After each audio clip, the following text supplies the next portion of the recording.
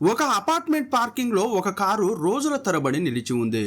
దాన్ని తెరిచి చూస్తే నగ్నంగా ఉన్న డెడ్ బాడీ కనిపించింది. వీపుపై పంజాబీలో చీటర్ అని రాసి ఉంది. 3 నెలల తర్వాత మరో హత్య జరిగింది. ఒకరిని గొంతు నిలిమి చంపితే మరొకరిని రాయితో కొట్టి చంపారు. హత్య చేసిన పద్ధతులు వేరైనా హంతకుడు వదిలి వెళ్ళిన సందేశం మాత్రం ఒక్కటే. ఇంతకీ హంతకుడు ఒకడా ఇద్దరా? ఒకవేళ ఒకే వ్యక్తి అయితే అతను సాక్ష్యాలు లేకుండా చాకచక్యంగా ఎలా తప్పించుకుంటున్నాడు? పోలీసులు క్లూస్ కోసం వెతుకుతుంటే వారికి దొరికిన ఒక ఫోన్ కేసును కీలక మలుపు తిప్పింది. ఇంతకీ ఆ ఫోన్ వెనుక ఉన్నది మహిళ లేక పురుషుడా? కాకపోతే స్త్రీ వేషంలో ఉన్న ఒక మగాడా? అది పంజాబ్లోని రూప్నగర్ జిల్లా. ఈ జిల్లాలో నిరంకారి భవన్ అనే ప్రాంతం ఉంటుంది. అక్కడ చాలా మంది ధనవంతులు, ముఖ్యంగా వ్యాపారస్తులు నివసిస్తుంటారు. ఒక అపార్ట్మెంట్లోని పార్కింగ్ స్థలంలో ఒక కారు చాలా రోజులుగా ఆగి ఉంది. 2-3 రోజుల పాటు కారు అక్కడే అలా ఉండిపోయింది. అది చూసిన అపార్ట్మెంట్ వాసులు ఈ కారు ఎవరిది, ఇక్కడ ఎవరు పార్క్ చేశారు అని సందేహపడ్డారు. ఎంత వేచి చూసినా ఆ కారు కోసం ఎవరూ రాలేదు. ఆ కారుకు తాళం వేసి ఉంది. అది ఎవరిదో కూడా తెలియట్లేదు. అయితే గుర్తు తెలియని వ్యక్తులు కారును ఈ ప్రాంతంలో పార్కు చేసి వెళ్ళారని అనుకున్నారు. ఆ కారులో ఏముందో తెలుసుకోవాలని అపార్ట్మెంట్ వాసులు అనుకున్నారు. కానీ కిటికీలకు నల్లటి అద్దాలు ఉన్నాయి. అందువల్ల వెంటనే పోలీసులకు కాల్ చేసి మా అపార్ట్మెంట్ దగ్గర మిస్టీరియస్గా ఒక కారు ఆగిందని చెప్పారు. అయితే పోలీసులు రావడానికి ముందే అక్కడున్న కొందరు యువకులు ఆతృత ఆపుకోలేకపోయారు. కారులో ఏముందో చూడాలని వారికి కుతూహలం ఎక్కువైంది. 4-5 యువకులు కలిసి కారు కిటికీ దగ్గరకు వెళ్ళి తొంగి చూశారు. ఏమీ కనిపించకపోవడంతో ఆ తలుపులను అటూ ఇటూ లాగి చివరకు లోపలున్న దృశ్యాన్ని చూశారు. చూసిన తరువాత నోట మాట రాలేదు. అలాగే నోరెళ్ళబెట్టారు. సరిగ్గా అప్పుడే పోలీసులు అక్కడికి చేరుకున్నారు. ఆ కారులో ఏముంది, మీరు ఏం చూశారని పోలీసులు అడిగారు. ఆ యువకులు ఎలా చెప్పాలో తెలియక కాసేపు తడబడ్డారు. చివరకు ఏం చెప్పారంటే, సార్, ఆ కారు లోపల ఒక మనిషి శవం ఉంది, అది కూడా బట్టలు లేకుండా అని చెప్పారు. అది విని పోలీసులు షాక్ అయ్యారు. ఆ ప్రాంతంలో ఇంతవరకు ఇలాంటి నేరాలు అస్సలు జరగలేదు. పోలీసులు మెకానిక్ను పిలిపించి కారును ఓపెన్ చేయించారు. అప్పుడు ఆ యువకులు చెప్పినట్లే బట్టలు లేని ఒక వ్యక్తి శవం కనిపించింది. ఆ వ్యక్తి మెడపై కొన్ని గుర్తులు ఉన్నాయి. అంటే ఎవరో అతన్ని గొంతు నులిమి చంపారని అర్థమైంది. వారు మరికొన్ని ఆధారాల కోసం వెతికారు. మృతదేహాన్ని తిప్పి వెనక భాగంలో చూశారు. వీపుపై పంజాబీలో మోసగాడు అని రాసి ఉంది. దాన్ని బట్టి పోలీసులకు ఏమర్థమైందంటే చనిపోయిన ఈ వ్యక్తి ఎవరో ఒకరిని మోసం చేశాడు. ఆ కోపంతో ఎవరో అతన్ని చంపి బట్టలు తీసేసి వీపుపై చీటర్ అని రాశారని అనుకున్నారు. అయితే ఇది వ్యక్తిగత కక్ష వల్ల జరిగిన హత్య అని పోలీసులు భావించారు. మొదటగా వారు ఆ వ్యక్తిని గుర్తించడానికి ప్రయత్నించారు. అతని ముఖాన్ని ఫోటో తీశారు. ఆ ఫోటో ద్వారా ఇతనెవరో తెలుసా అని స్థానికులను అడిగారు. అతని పేరు హర్ప్రీత్ సింగ్. అతనికి 27 ఏళ్ళు. ఒక చిన్న వ్యాపారం చేసేవాడు. ఆ కారు కూడా హర్ప్రీత్ సింగ్దే. కాబట్టి అతను తన సొంత కారులోనే చంపబడ్డాడని తెలిసింది. చాలామంది నివసించే ప్రాంతంలో కారు పార్క్ చేసి ఉంది. అందులో శవం దొరికింది. అయితే ఖచ్చితంగా ఆ కారును ఎవరైనా ఒకరు గమనించి ఉంటారని పోలీసులు అనుకున్నారు. అదే ఉద్దేశంతో చుట్టుపక్కల ఉన్న వారిని పోలీసులు ప్రశ్నించారు. అప్పుడు కొందరు ఏం చెప్పారంటే, సార్, పగలు చూసినప్పుడు కారు లేదు, కానీ మరుసటి రోజు ఉదయం చూస్తే కారు ఉందని చెప్పారు. అంటే అర్ధరాత్రి కారును అక్కడ పార్క్ చేసి ఉంటారని పోలీసులకు అర్థమైంది. హత్య చేసిన వ్యక్తి కారును పార్క్ చేసి వెళ్ళిపోయి ఉంటాడు. దురదృష్టవశాత్తు ఆ ప్రాంతంలో పెద్దగా సీసీటీవీ కెమెరాలు కూడా లేవు. పోలీసులు ఎంత విచారించినా కారును నడిపిందెవరు, హర్ప్రీత్ సింగ్ను చివరిసారిగా కలిసిందెవరు అనే వివరాలు దొరకలేదు. పోస్టుమార్టం రిపోర్ట్లో విక్టిమ్ను గొంతు నులపడం వల్లే చనిపోయాడని డాక్టర్లు చెప్పారు. చనిపోయే ముందు అతను తనని తాను రక్షించుకోవడానికి పోరాడినట్లు కొన్ని గాయాలు ఉన్నాయి. అంతకు మించి అసాధారణమైన విషయాలేమీ లేవని తెలుస్తోంది. ఈ కేసులో పోలీసులకు ఉన్న ఏకైక ఆధారం అతని వీపుపై ఉన్న చీటర్ అనే పదం. ఈ సంఘటన జనవరి 2024లో జరిగింది. సరిగ్గా 3 నెలల తర్వాత, అంటే ఏప్రిల్ 2024లో అదే రూప్నగర్ జిల్లాలోని ఒక గ్రామం శివారులో మరొక మృతదేహం దొరికింది. సమాచారం అందుకున్న పోలీసులు అక్కడికి వెళ్ళారు.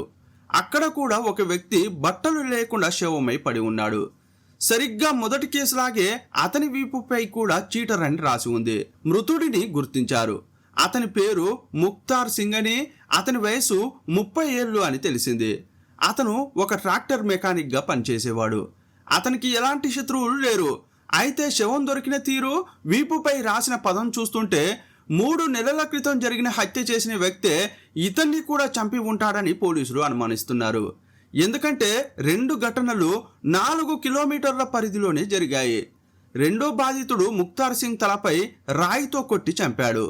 ఆ తర్వాత బట్టలు తీసేసి వీపుపై చీటర్ అనే పదం రాశాడు. అంటే రెండో బాధితుడైన ముక్తార్ సింగ్కు హంతకుడికి మధ్య ఏదో గొడవ ఉండాలి. ముక్తార్ సింగ్ ఆ హంతకుడిని మోసం చేసి ఉండవచ్చని పోలీసులు అనుకున్నారు. ఇప్పుడు ఈ 2 హత్యలను పోలీసులు ఒకదానితో ఒకటి మ్యాచ్ చేశారు. చనిపోయిన 2 బాధితుల వీపుపై ఒకే రకమైన పదం రాసి ఉంది. అయితే ఈ 2 హత్యల మధ్య ఒక తేడా ఉంది. సాధారణంగా సీరియల్ కిల్లర్స్ ఒకే రకమైన పద్ధతిలో హత్యలు చేస్తారు. కానీ ఇక్కడ మొదటి హత్య గొంతు నులవడం వల్ల జరిగింది, రెండో బాధితుడిని రాయితో కొట్టడం వల్ల జరిగింది. దీని అర్థం ఏంటంటే పద్ధతులు వేరైన వీపుపై రాసిన సందేశాన్ని బట్టి ఈ 2 హత్యలు ఒకే హంతకుడు చేసి ఉంటాడని పోలీసులు భావించారు. సాధారణంగా సీరియల్ కిల్లర్ చేసే హత్యల్లో బాధితుల మధ్య ఏదో ఒక సంబంధం ఉంటుంది. ఒక్కోసారి ఆ సంబంధం ద్వారానే హంతకుడిని పట్టుకోవచ్చు. అందువల్ల పోలీసులు హర్ప్రీత్ సింగ్ మరియు ముక్తార్ సింగ్ మధ్య ఏదైనా సంబంధం ఉందా అని చెక్ చేశారు. కానీ వారిద్దరి మధ్య ఎలాంటి సంబంధం లేదు. కానీ ఇద్దరిని ఒకే వ్యక్తి చంపాడు. మరి దీని వెనుక ఉద్దేశం ఏమై ఉంటుందని పోలీసులు ఆలోచిస్తున్న క్రమంలో కేవలం ఒకే ఒక్క ఉద్దేశం ఉందని తెలిసింది. అదేంటంటే ఈ ఇద్దరు ఎవరో ఒకరిని మోసం చేశారు.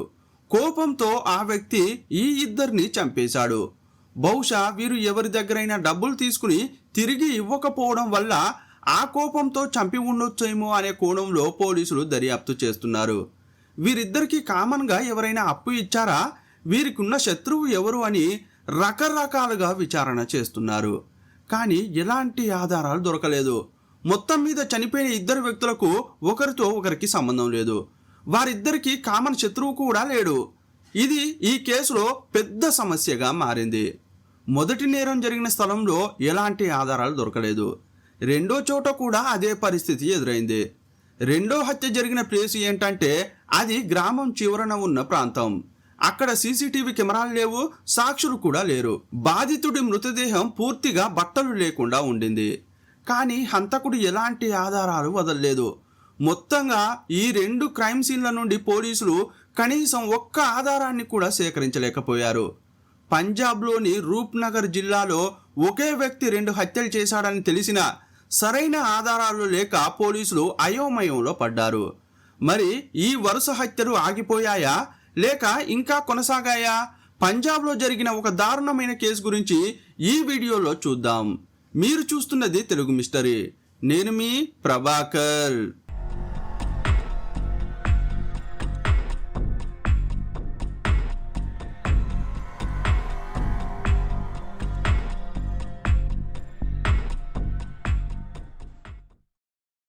ఈ 2 హత్యలు జరిగిన కొద్ది రోజుల తర్వాత అంటే ఆగస్టు 2024లో మరో సంఘటన జరిగింది. రూప్నగర్ హైవే పక్కన ఒక టోల్ బూత్ ఉంది. ఆ టోల్ బూత్ పక్కనే ఒక టీ షాపు ఉంది. దాన్ని మనీందర్ సింగ్ అనే 37 ఏళ్ల వ్యక్తి నడుపుతున్నాడు. చాలా సేపటి వరకు అతను టీ షాపు తెరవకపోవడాన్ని నైబర్స్ గమనించారు. అప్పుడు అతని టీ షాపు పక్కనే ఉన్న దట్టమైన గడ్డిలో ఒక వ్యక్తి వెళ్లి వెతికాడు. అక్కడ మనీందర్ సింగ్ శవంలా కనిపించాడు. అతని మృతదేహానికి బట్టలు లేవు. అతని వీపుపై కూడా చీటర్ అని రాసి ఉంది. కాసేపట్లోనే ఈ హత్య గురించి పోలీసులకు సమాచారం అందింది. అక్కడికి వెళ్లిన పోలీసులు డెడ్ బాడీని పరిశీలించారు. ఈ మనీందర్ సింగ్ను ఎవరో అతని వద్ద ఉన్న టవల్తోనే గొంతు నులిమి చంపారు. ఇప్పుడు పోలీసులు గత 6 నెలల్లో జరిగిన ఈ 3 హత్యలను ఒకదానితో ఒకటి కలిపి చూశారు. ఈ 3 హత్యలను కలిపే ముఖ్యమైన విషయం బాధితుల వీపు పైన రాసిన చీటర్ అనే పదం. అలాగే ఈ నేరాలన్నీ రాత్రిపూట జరుగుతున్నాయి. జనావాసాలు లేని చోట లేదా గ్రామాల శివార్లలోనే జరుగుతున్నాయి. అయితే 3వ విక్టిమ్కు ఇంతకు ముందు చనిపోయిన 2కి ఎలాంటి సంబంధం లేదని పోలీసులు గుర్తించారు. మరి కిల్లర్ ఎందుకు ఈ ముగ్గురిని చంపాడు, అతను బాధితులను ఏ పద్ధతిలో ఎంచుకుంటున్నాడు అనేది పోలీసులకు పెద్ద సవాలుగా మారింది. సాధారణంగా వరుస హత్యల కేసుల్లో హంతకుడు ఒకే రకమైన వారిని లక్ష్యంగా చేసుకుంటాడు. ఉదాహరణకు కాలేజీ విద్యార్థులు, సెక్స్ వర్కర్లు లేదా ఒంటరి మహిళలు అని ఏదో ఒక గ్రూప్ను టార్గెట్ చేస్తాడు. కానీ ఈ కేసులో పోలీసులకు ఎలాంటి లింకు దొరకలేదు. ఇప్పటి వరకు చనిపోయిన ముగ్గురు వేర్వేరు వ్యాపారాలు చేసేవారు. ముగ్గురి వయసులు కూడా వేర్వేరు, కానీ ముగ్గురు పురుషులే. ఈ కేసులో అసలు ఏం జరుగుతుందో తెలియక పోలీసులు తలలు బాదుకుంటున్న సమయంలో వారిపై మరింత ఒత్తిడి పెరిగింది. అప్పటికే జనం ఈ హత్యలను చూసి భయభ్రాంతులకు గురయ్యారు. మీడియాలో ఈ విషయం గురించి పెద్ద ఎత్తున చర్చ జరుగుతోంది. జనంలోని ఆందోళన తొలగాలంటే ఆ సీరియల్ కిల్లర్ను పోలీసులు వీలైనంత త్వరగా పట్టుకోవాలి. అందువల్ల ఒక ప్రత్యేక దర్యాప్తు బృందాన్ని ఏర్పాటు చేశారు. ఇప్పటి వరకు 3 హత్యలు జరిగితే పోలీసులు క్రైమ్ సీన్కు వెళ్లి పరిశీలించి ఎలాంటి ఆధారాలు కనుగొనలేదు. అందువల్ల ఈసారి ప్రత్యేక బృందంలోని పోలీసులు మరోసారి క్రైమ్ సీన్లకు వెళ్లి పరిశీలించారు. పోలీసులు ఏదైనా ఒక ఆధారాన్ని వదిలేసి ఉంటారేమో, దాన్ని ఎలాగైనా పట్టుకోవాలన్న ఉద్దేశంతో స్పెషల్ టీం వెళ్లి పరిశీలించింది. 3 నేర స్థలాలకు వెళ్లి పరిశీలించారు. కానీ వారికి కూడా ఎలాంటి ఆధారాలు దొరకలేదు. ఎలాంటి ఆనవాళ్లు వదలకుండా ఒక వ్యక్తి హత్యలు చేయడం ఎలా సాధ్యమని పోలీసులు ఆశ్చర్యపోయారు. ఈ 3 హత్యలను సీరియస్గా తీసుకుని విచారిస్తున్న సమయంలో కేసు కీలక మలుపు తిరిగింది. హైవే పక్కన టీ స్టాల్ నడుపుతూ హత్యకు గురైన 3వ వ్యక్తి అయిన మనీందర్ సింగ్ కుటుంబ సభ్యులు పోలీసులను కలిసి ముఖ్యమైన విషయం చెప్పారు.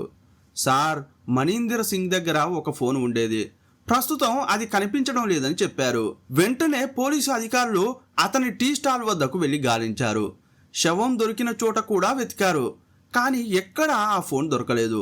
ఆ సీరియల్ కిల్లరే మనీందర్ సింగ్ ఫోన్ను తీసుకెళ్లి ఉంటాడని పోలీసులు భావించారు. వెంటనే దాన్ని ట్రేస్ చేశారు. అది ఇంకా ఆన్లోనే ఉందని వారికి తెలిసింది. ఆ ఫోన్ను ఎవరు వాడుతున్నారో గుర్తించారు. వెంటనే సైబర్ సెక్యూరిటీ బృందం ఆ ఫోన్ సిగ్నల్ను ట్రాక్ చేసింది. వెంటనే పోలీసులు వెళ్లి ఆ వ్యక్తిని పట్టుకున్నారు. పోలీసులను చూడగానే ఆ వ్యక్తి ఒక్కసారిగా షాక్ అయ్యాడు. ఈ ఫోన్ చనిపోయిన మనీందర్ అనే వ్యక్తి ఫోన్, ఇది నీ దగ్గరకి ఎలా వచ్చిందని పోలీసులు అడిగారు. ఆ మాటలు వినగానే ఆ వ్యక్తి ఆశ్చర్యపోయాడు. సార్, మీరు ఏమంటున్నారు? ఇది చనిపోయిన వ్యక్తి ఫోనా? నాకు అస్సలు తెలియదు అని అన్నాడు. ఆ సంగతి పక్కన పెట్టు, ఇంతకీ ఈ ఫోన్ నీ దగ్గరికి ఎలా వచ్చిందని పోలీసులు అడిగారు.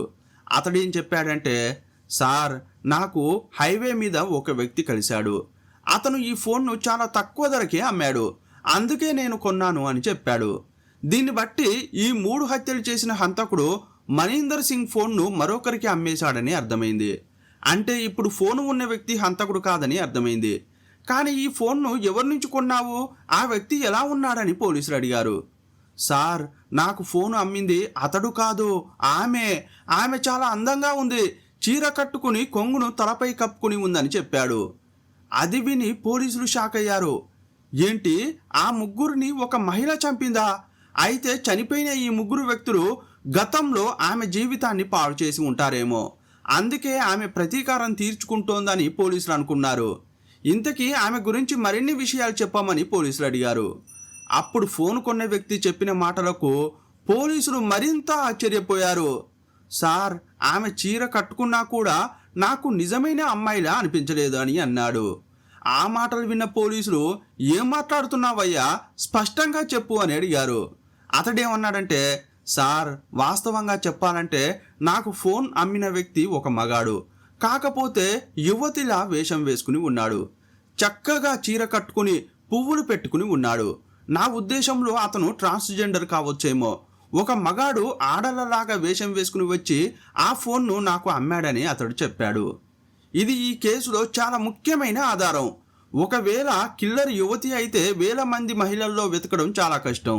ఒకవేళ మగాడు అయినా కూడా వెతకడం కష్టమే.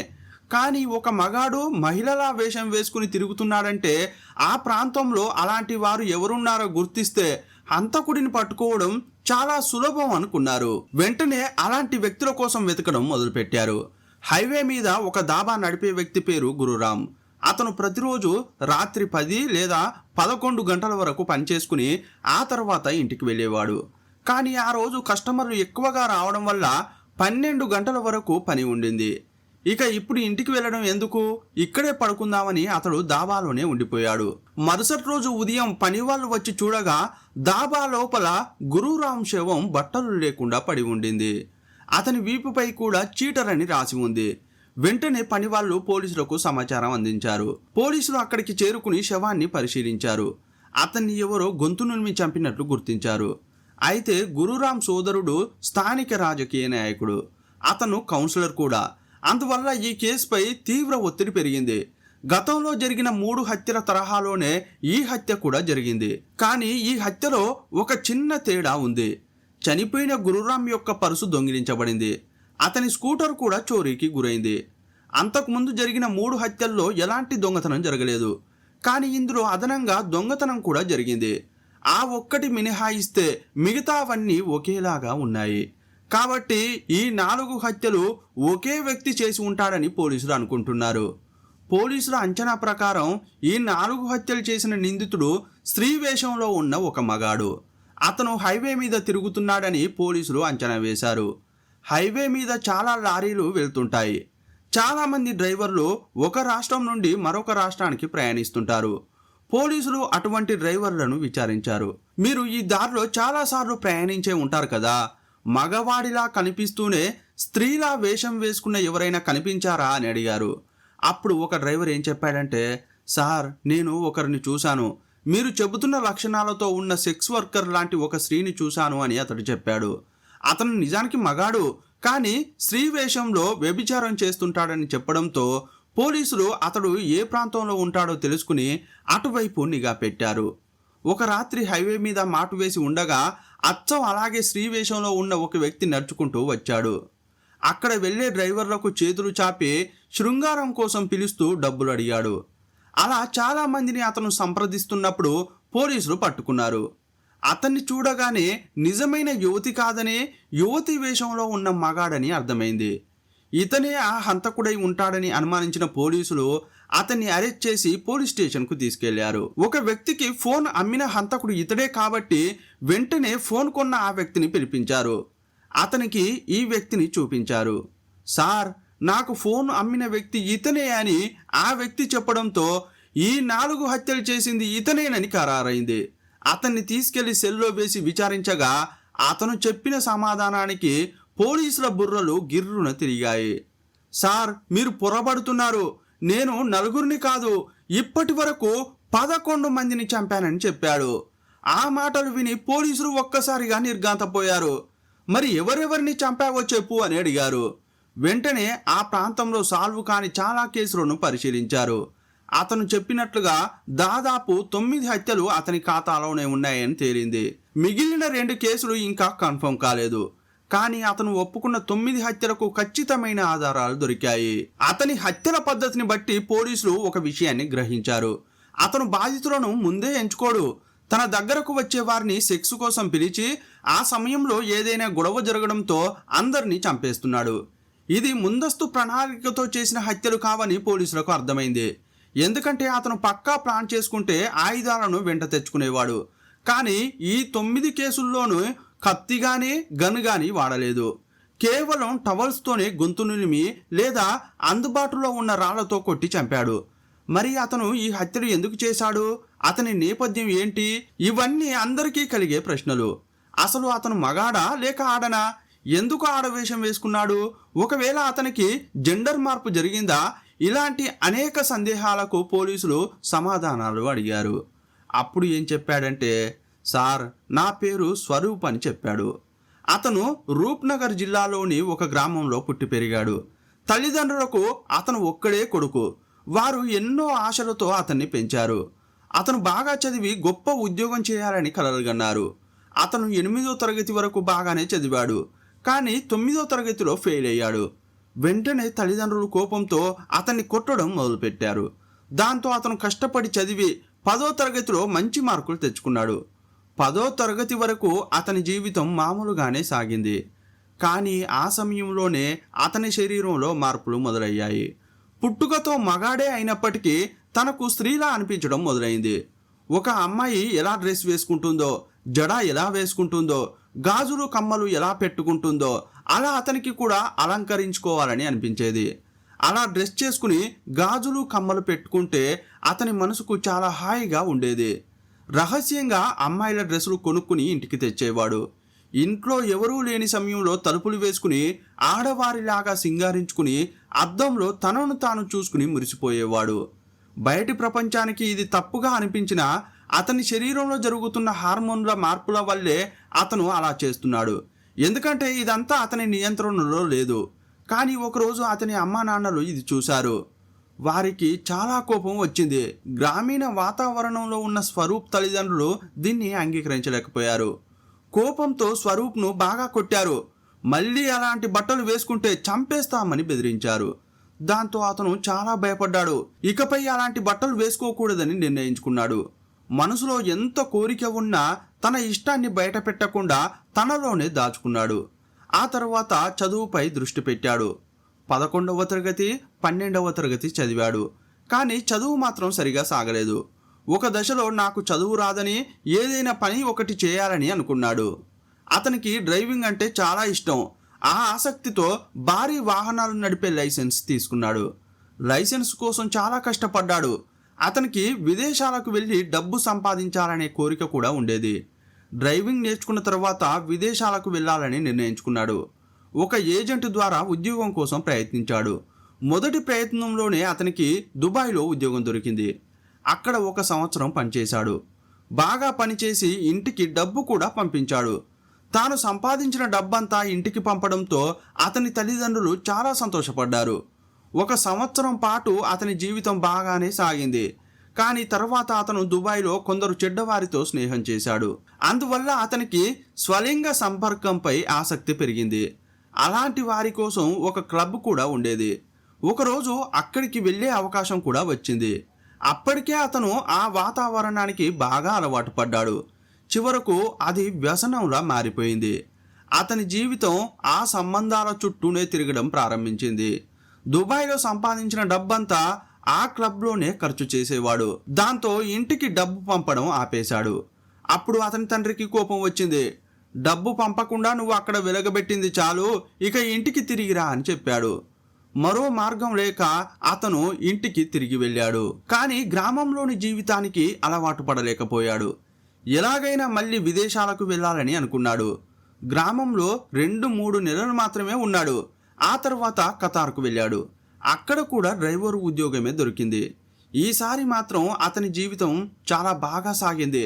అతను బాగా సంపాదించడం ప్రారంభించాడు. సంపాదించిన డబ్బంతా ఇంటికి పంపేవాడు. సొంతూరులో అతని తండ్రి వ్యవసాయం చేస్తున్నాడు. కొడుకు డబ్బు పంపడంతో 50 నుంచి 100 వరకు ఆవులు కొని డైరీ ఫామ్ ఏర్పాటు చేశాడు. పన్నీరుతో పాటు ఎన్నో పాల ఉత్పత్తులు తయారు చేసి అమ్మేవాడు. ఖతార్ నుంచి కొడుకు పంపిన డబ్బును అతను సరైన విధంగా పెట్టుబడి పెట్టాడు. రేపు కొడుకు విదేశాల నుంచి తిరిగి వచ్చిన మంచి భవిష్యత్తు ఉండేలా అన్నీ సిద్ధం చేశాడు. చాలా భూమిని కూడా కొన్నాడు. ఇలా అన్నీ బాగానే జరుగుతున్న సమయంలో అతని వయసు కూడా పెరిగింది. అతనికి అప్పటికే 30 నుంచి 35 సంవత్సరాల వయసు వచ్చింది. అప్పుడు స్వరూప్కు పెళ్లి చేయాలని అతని పేరెంట్స్ అనుకున్నారు. రేయ్, నువ్వు బాగానే సంపాదించావు, ఇప్పుడు ఇంటికి వచ్చేయని తండ్రి పిలిచాడు. అతను ఖతార్ నుంచి తిరిగి గ్రామానికి వచ్చాడు. వారి ఊరికి దగ్గరలోని ఒక అమ్మాయిని చూసి పెళ్లి చేశారు. వారి కాపురం హాయిగా సాగేది. 2 కూతుర్లు కూడా పుట్టారు. పెద్ద కూతురికి 13 ఏళ్ళు పడ్డాయి. జీవితం చాలా సంతోషంగా సాగుతున్న సమయంలో స్వరూప్కి మళ్ళీ చెడు అలవాట్లు మొదలయ్యాయి. మొదట మద్యం తాగేవాడు. ఆ తర్వాత డ్రగ్స్కు బానిసయ్యాడు. ఎప్పుడూ మత్తులో జోగుతుండడంతో సమస్యలు మొదలయ్యాయి. అతను ఖతార్ నుంచి వచ్చిన తర్వాత తండ్రితో కలిసి పొలాలు, పశువుల వ్యాపారం చూసుకునేవాడు. కానీ మద్యం అలవాటు పెరిగాక వ్యాపారంపై దృష్టి పెట్టలేకపోయాడు. అందువల్ల క్రమంగా ఆదాయం కూడా తగ్గడం ప్రారంభమైంది. కానీ మద్యం, మాదక ద్రవ్యాల కోసం అతనికి డబ్బు కావాలి. దాంతో ఒక్కో ఆవును అమ్మడం ప్రారంభించాడు. ఆవుల తర్వాత మేకలు, నెమ్మదిగా భూములు కూడా అమ్మేశాడు. ఉన్నవన్నీ పోవడమే కాక అప్పుల్లో కూరుకుపోయాడు. ఇల్లు గడవడానికి కూడా చాలా ఇబ్బంది పడ్డారు. కొడుకు పరిస్థితిని చూసి తండ్రికి ఏం చేయాలో అర్థం కాలేదు. స్వరూప్ మద్యం తాగడమే కాకుండా ఇంటికి వచ్చి భార్యను హింసించేవాడు. ఒక రాత్రి అతను బాగా మద్యం తాగి ఇంటికి వచ్చాడు. భోజనం చేసి పడుకోమని అతని భార్య చెప్పింది. కానీ అతను ఆమె మాట వినకుండా బెడ్రూంలోకి లాక్కెళ్ళాడు. ప్రకృతికి విరుద్ధంగా ఆమెపై అత్యాచారానికి పాల్పడ్డాడు. అప్పుడు ఆమె నొప్పిని తట్టుకోలేక పెట్టిన అరుపులు వేరే గదిలో ఉన్న అత్తామామలకు కూడా వినిపించాయి. చివరకు ఆమె స్పృహ కోల్పోయింది. మరుసటి రోజు ఉదయం రాత్రి ఏం జరిగిందని అత్త అడిగింది. అప్పుడు స్వరూప్ భార్య తనకు జరిగిన అన్యాయాన్ని చెప్పింది. తన భర్త తనతో ఎలా ప్రవర్తించాడో వివరంగా చెప్పుకొచ్చింది. ఈ విషయం స్వరూప్ తండ్రి వరకు చేరింది. అప్పుడే ఆ తండ్రి ఇకపై స్వరూప్ను భరించలేమని అనుకున్నాడు. మనం ఇప్పటికే చాలా అప్పుల్లో ఉన్నాం, ఇంకా 2-3 ఆస్తులు మాత్రమే మిగిలి ఉన్నాయి. వాటిని కూడా కాపాడుకోలేకపోతే రేపు కోడలు మనవరాళ్ళు రోడ్డుపై పడాల్సి వస్తుందని ఆలోచించాడు. అప్పుడు అతని తండ్రి ఒక పెద్ద నిర్ణయం తీసుకున్నాడు. తన కొడుకుకు ఈ ఆస్తులపై ఎలాంటి హక్కు ఉండకూడదని నిర్ణయించుకున్నాడు. ఆ ఆస్తులు తన కోడలు 2 మనవరాళ్ల పేర్ల మీదకు మార్చేశాడు. ఈ విషయం తెలిసి స్వరూప్కు చాలా కోపం వచ్చింది. ఒకరోజు పెద్ద గొడవ చేశాడు. నా ఆస్తిని నాకివ్వకుండా నన్ను మోసం చేశావు అని తండ్రిని ప్రశ్నించాడు. అలా అడగడంతో తండ్రికి ఇంకా కోపం వచ్చింది. నీలాంటి కొడుకు నాకు అస్సలే వద్దు అని ఆయన నిర్ణయించుకున్నాడు. ఇక నుంచి నీకు నాకు ఎటువంటి సంబంధం లేదు, నీకు నీ తల్లికి ఎటువంటి సంబంధం లేదు, నీకు నీ భార్య పిల్లలకు కూడా ఎటువంటి సంబంధం లేదు. ఇప్పుడే ఈ ఇల్లు వదిలి వెళ్ళిపో అని చెప్పాడు. అతని ముఖం మీదే తలుపులు వేసి బయటకు గెంటేశాడు. దాంతో ఏం చేయాలో తెలియక అతను ఊరూరు తిరిగేవాడు. అతనికి ఉండడానికి చోటు లేదు, పడుకోవడానికి ప్లేస్ లేదు. ఎక్కడ దొరికితే అక్కడ తిన్నాడు. ఏం చేయాలో తెలియక తికమక పడ్డాడు. ఒకరోజు హైవే పక్కన నడుస్తుండగా అతనికి ఒక ట్రక్కు కనిపించింది. వ్యభిచారం చేసే ఒక మహిళ ఆ ట్రక్కును ఆపి డ్రైవర్తో మాట్లాడి లోపలికి ఎక్కింది. అది గమనిస్తున్న అతనికి అకస్మాత్తుగా ఒక ఆలోచన వచ్చింది. హైవే మీద దూర ప్రయాణం చేసే చాలామంది డ్రైవర్లు లేదా కార్లలో వెళ్ళేవారు దారిలో ఉండే సెక్స్ వర్కర్లను సంప్రదిస్తుంటారు. మరి ఈ పని నేను ఎందుకు చేయకూడదని అతనికి అనిపించింది. అతనికి దుబాయ్లో ఉన్నప్పుడు గే క్లబ్ల గురించి, స్వలింగ సంపర్కం గురించి ముందే తెలుసు. దాని మీద అతనికి ఆసక్తి కూడా ఉంది. అందువల్ల ఇప్పుడు స్వలింగ సంపర్కం ఎందుకు చేయకూడదని అనుకున్నాడు. అలా తక్కువ రేటుకే సేవలు అందిస్తే రాత్రంతా డబ్బు సంపాదించవచ్చు, పగలు ఆ డబ్బుతో ఎంజాయ్ చేయవచ్చు అని అనుకున్నాడు. కానీ సమస్య ఏంటంటే హైవే మీద మగాడు వాహనం ఆపితే ఎవరైనా ఆపుతారా? అసలు ఆపరు కదా. అప్పుడే అతనికి తన చిన్ననాటి కోరిక గుర్తుకొచ్చింది. అతనికి ఆడవేషం వేసుకోవడం అంటే చాలా ఇష్టం. ఇప్పుడు అతను స్వేచ్ఛగా ఉన్నాడు కాబట్టి పగలు మగాడిగా ఉంటూ రాత్రి కాగానే స్త్రీ వేషంలోకి మారేవాడు. అందమైన చీర కట్టుకుని జడలో మల్లెపూలు పెట్టుకుని హైవే మీదకు వెళ్ళేవాడు. ఒంటరిగా వచ్చే ట్రక్కులను లేదా కార్లను ఆపి లిఫ్ట్ అడిగేవాడు. కస్టమర్లతో మాట్లాడి ఒప్పందం కుదుర్చుకున్నాక తను మగాన్నని చెప్పేవాడు. ఇద్దరి మధ్య అంగీకారం కుదిరితే సేవలు అందించేవాడు. ఆ తర్వాత డబ్బులు తీసుకునేవాడు. అలా చాలా కాలం పాటు అతను పనిచేశాడు. కానీ ఈ హత్యల సిరీస్ ఎలా మొదలైందంటే అతని దగ్గరకు వచ్చే కస్టమర్లలో కొంతమంది డబ్బులు ఇవ్వకుండా మోసం చేసేవారు. ఒక కస్టమర్ 150 రూపాయలు ఇస్తానని చెప్పి పని అయ్యాక 100 రూపాయలే ఇచ్చాడు. అది అతనికి విపరీతమైన కోపాన్ని తెచ్చిపెట్టింది. చాలామంది అతనితో గొడవ పడేవారు. అంతేకాకుండా దారుణంగా తిట్టి వెళ్ళిపోయేవారు. కానీ ఇతను అలాంటి వారిని ఎందుకు చంపాడంటే అతనికి ఉన్న డ్రగ్స్ అలవాటు వల్ల. అతను మత్తులో ఉన్నప్పుడు ఎవరైనా మోసం చేస్తే కోపాన్ని కంట్రోల్ చేసుకోలేకపోయేవాడు. తన సేవలు పొందాక కరెక్ట్గా డబ్బులు ఇచ్చేవారిని అతడు ఏమీ చేయకపోయేవాడు. కానీ డబ్బులు ఇవ్వకుండా ఎవరైనా గేలి చేస్తే అతనిలోని మృగం బయటకు వచ్చేది. వెంటనే దగ్గరలో ఉన్న టవల్తో గొంతు నులిమి చంపేవాడు. లేదా నిర్మానుష్య ప్రాంతమైతే రాళ్లతో తలపై కొట్టి చంపేవాడు. ఆ తర్వాత బాధితుడి బట్టలు తీసేసి వీపుపై చీటర్ అని రాసి వెళ్ళిపోయేవాడు. ఇంకో విచిత్రమైన విషయం ఏంటంటే హత్య చేసిన తర్వాత అతని మనసు చాలా ప్రశాంతంగా ఉండేదట. ఆ తర్వాత శవం ముందు వంగి దండం పెట్టి కోపంలో ఇలా చేశాను, నన్ను క్షమించు అని వేడుకునేవాడట. చిన్నప్పుడు గ్రామంలో ఎవరైనా చనిపోతే వారి పాదాలకు నమస్కారం చేసే సంప్రదాయం ఉండడం వల్ల అతను అలా చేసేవాడట. మొత్తంగా హర్ప్రీత్ సింగ్, ముక్తార్ సింగ్, మంజిత్ సింగ్, గుర్నామ్ సింగ్ ఇలా 4 హత్యల గురించి మనం చూసాం. వీరంతా అతని దగ్గరకు సేవల కోసం వచ్చి డబ్బులు ఇవ్వకుండా మోసం చేయడం వల్లే చనిపోయారు. ఇలా మొత్తం 11 హత్యలు చేశానని అతను ఒప్పుకున్నాడు. కానీ 9ంటికి మాత్రమే ఆధారాలు దొరికాయి. చివరకు పంజాబ్ను వణికించిన ఈ సీరియల్ కిల్లర్ను పోలీసులు పట్టుకున్నారు. అతనిపై ఛార్జ్ షీట్ దాఖలైంది. ప్రస్తుతం కోర్టులో ఈ కేసు విచారణ జరుగుతోంది. అతని మానసిక స్థితిని తెలుసుకోవడానికి కోర్టు ఒక సైకియాట్రిస్ట్తో మానసిక పరీక్షలు చేయిస్తోంది. హత్యలు చేసినప్పుడు అతను పూర్తి స్పృహలో ఉన్నాడా లేదా అన్నది స్పష్టంగా తెలియదు. ఎందుకంటే నేను మద్యం డ్రగ్స్ మత్తులో ఉన్నప్పుడు వారు నన్ను మోసం చేశారు, అందుకే హత్య చేశాను అని చెబుతున్నాడు. కానీ మత్తు దిగిన తర్వాత నాకు పశ్చాత్తాపం కలిగింది, అందుకే శవం ముందు వంగి క్షమాపణలు కోరుతున్నాను అని అతను తన వాంగ్మూలంలో చెప్పాడు. దీన్ని బట్టి హత్యలు చేసేటప్పుడు అతను సరైన స్థితిలో లేడని అర్థమవుతోంది. దీనికి ఖచ్చితంగా మానసిక విశ్లేషణ అవసరం. దాని ఆధారంగానే అతనికి శిక్ష వేయాలా లేదా చికిత్స అవసరమా అని నిర్ణయిస్తారు. కానీ ఏది ఏమైనా అతను సమాజానికి పెద్ద ముప్పు. ఒకవేళ అతను బయటకు వస్తే మరిన్ని హత్యలు జరిగే అవకాశం ఉంది. ఈ కేసులో ఎలాంటి తీర్పు వస్తుందో వేచి చూద్దాం. స్వరూప్కు చిన్నతనంలోనే ఆడవాళ్ల వేషధారణపై ఆసక్తి కలిగింది. తనలో వచ్చిన మార్పులను తల్లిదండ్రులు అర్థం చేసుకుని ఉంటే ఆ సమస్యను వైద్యపరంగా పరిష్కరించుకునే అవకాశం ఉండేది.